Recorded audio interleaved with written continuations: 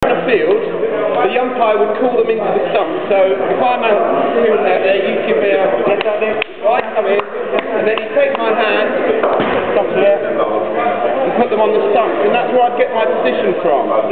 And then I'd usually, as a B1 bowler, bowl from here. So I'd do the same thing. I'd say ready, take one step, play. Whereas Andy, when he bowls, B2, he can see a bit. He would have to take a run up. But most of the sighted players, the guys who've got a little bit of sight, the B2's got the B3, will have a run up. Now, as you found, the ball does various things, doesn't it? And it also depends on the type of wicket you're playing on, the type of pitch that you're playing on.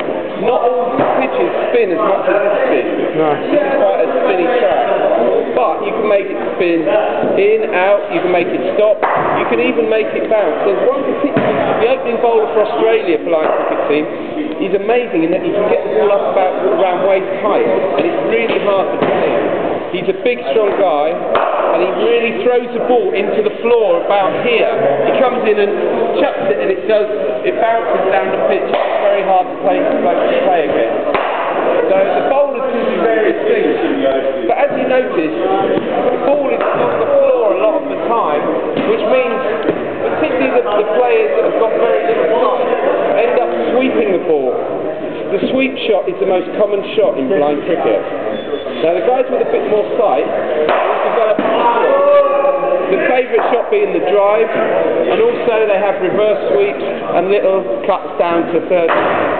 Okay, but there aren't the range of shots in blind cricket as there are in sighted cricket because the ball isn't in the air very much. Okay, so the bowling's got some variety, the batting's got a little bit of variety, and there'll be very few catches taken. Although the totally blind players can take the ball catch after it's bounced once, there are very few catches. But the blind players will all field around the bat, so there might be silly mid on, silly mid off, short leg, all those type of positions, gully, because if they get further away from the ball in the outfield, they have great trouble picking the ball up, so that the least sighted people will be closest to the bat. Okay? Now, I think we mentioned it yesterday, but the wicket keeper is very important. The noise they make, they are the beacon of noise that lets the players know where the stumps are, basically. So, although wicket keepers in sighted cricket make quite a lot of noise, a wicket keeper in blind cricket will talk almost constantly. So they'll be the person that...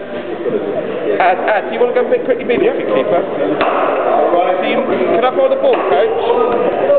Right, so if I'm a blind player... Okay, I'll say, okay, yeah. So that's my sound to bowl towards if I can't see. So then I'll say, batsman, are you ready? And then I'll bowl.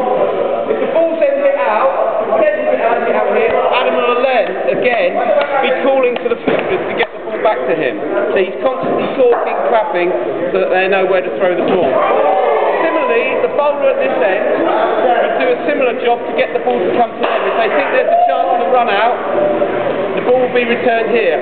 But the B1 players, once they've bowled, usually get out the stumps, and one of the sighted players will come and retrieve the ball at this end. Okay?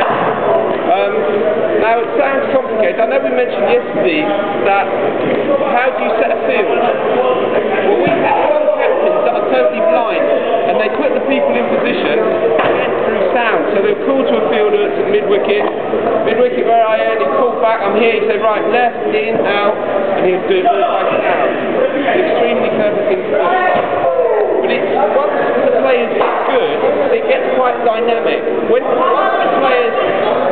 players are beginners, it can be quite slow because they have trouble getting into position. But as they get better, it will speed up. Okay? If you get any sort of cricket-related questions that you think, oh, I wonder how that works, or are you starting to get a picture of how the game might work? No, it's been very enlightening. When I first heard about it, I was fascinated, like, how is this done? So the first piece of information that helped my understanding of that was the sound veering ball. That like opened up a whole understanding of what was being happening. Because otherwise I was like, how was this really done, you know? So